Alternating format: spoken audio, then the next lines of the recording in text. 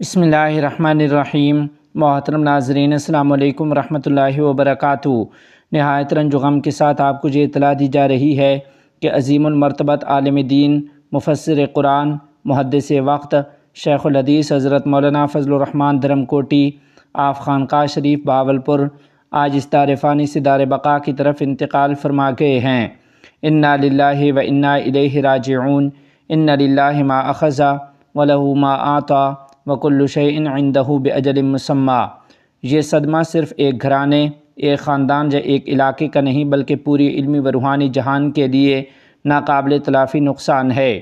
آپ رحمۃ اللہ علیہ ایک ایسے آفتاب علم و عرفان تھے جن کی روشنی نے ہزاروں دلوں کو منور کیا۔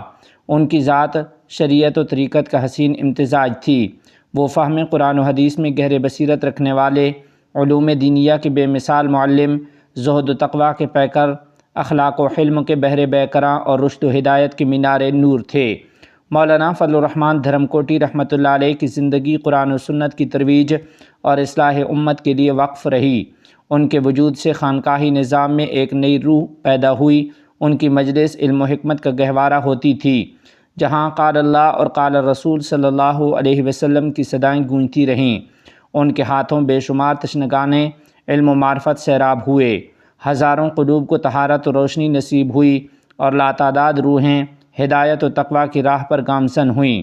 ان کی جدائی ایک گہرے زخم کی مانند ہے جو کبھی بھر نہیں سکتا۔ آج علم و عرفان کا ایک مضبوط ستون منہدم ہو گیا، ایک چراغ گل ہو گیا، ایک باغ اجڑ گیا اور ایک بحر علم خشک ہو گیا۔